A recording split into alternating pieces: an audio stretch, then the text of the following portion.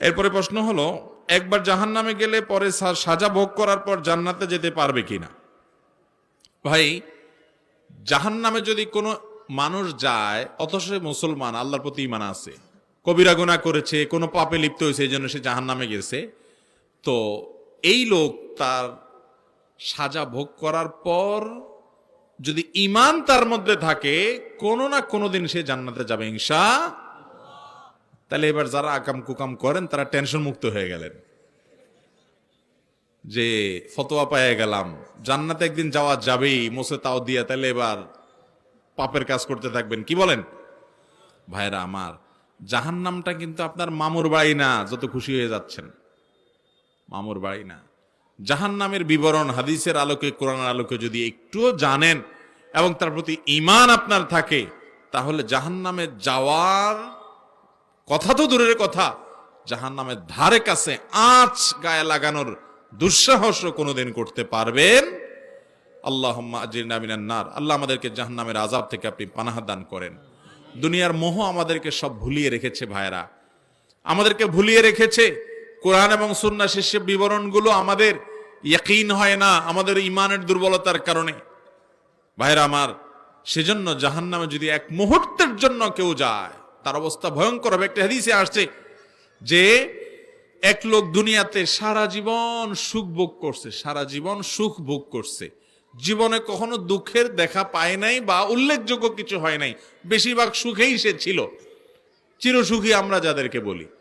এরকম কোন মানুষকে যদি জাহান্নামের চারপাশ দিয়ে, আশেপাশে দিয়ে একটা চক্কর দেওয়ানো হয়, জাহান্নামে ফেলানো হয় না, তো জাহান্নামের ভয়াবহতা অনুভব করার পর, উপলব্ধি করার পর, আঁচ করার পর, সে সারা জীবন যে আল্লাহর নেয়ামতের মধ্যে ছিল সে ভুলেই যাবে, সে স্বীকারই করবে না, ভুলে যাবে সব। অতএব জাহান্নামে একবার যাওয়ার পর পুড়ে শাস্তি ভোগ করে তারপর আপনি জান্নাতে কখনো আসবেন, সেজন্য আরামসে আকাম করবেন, গুনাহ করবেন, এটা বুদ্ধিমান করতে পারে যদি জাহান্নাম সম্পর্কে ন্যূনতম ধারণা থাকে। আল্লাহ তাআলা আমাদেরকে হেফাজত থাকার তৌফিক দান করুন। যারা হাদিস অস্বীকারীকে একটা গ্রুপ বাইর হইছে, এরা বলে একবার জাহান্নামে গেলে সে চিরকাল জাহান্নামে থাকবে, আর কখনো আসবে না। ইমানদারের ব্যাপারে এই কথা প্রযোজ্য না, এটা ফালতু কথা।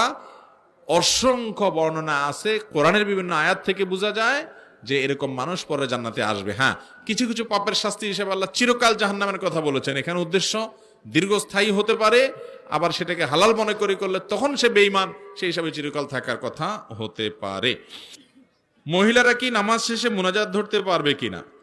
ভাইরা আমার, মহিলা পুরুষ যে কেউ নামাজের পর নবী করিম সাল্লাল্লাহু আলাইহি সাল্লামের শেখানো দোয়া, জিকির এগুলো পাঠ করবে। এর পাশাপাশি আল্লাহর কাছে বিশেষ কিছু চাওয়ার দরকার হলে অবশ্যই তিনি চাইতে পারেন, কারণ নামাজের পরে দোয়া কবুল হয়। অতএব নামাজের পর পুরুষরা যেরকম আল্লাহর কাছে চাইতে পারেন, মহিলাদেরও চাওয়ার অধিকার। কিন্তু ট্র্যাডিশনাল মুনাজাত সম্মিলিতভাবে সবার সাথে তাল মিলায় উঠাইতে হবে, তাল মিলায় নামাইতে হবে, এটা নবী করিম সাল্লাল্লাহু আলাইহি সাল্লাম থেকে প্রমাণিত নয়। এমনি আপনার কিছু চাওয়ার দরকার হচ্ছে, অবশ্যই আপনি চাইতে পারেন। একজন পুরুষ যেরকম চাইতে পারে, একজন মহিলাও চাইতে পারেন।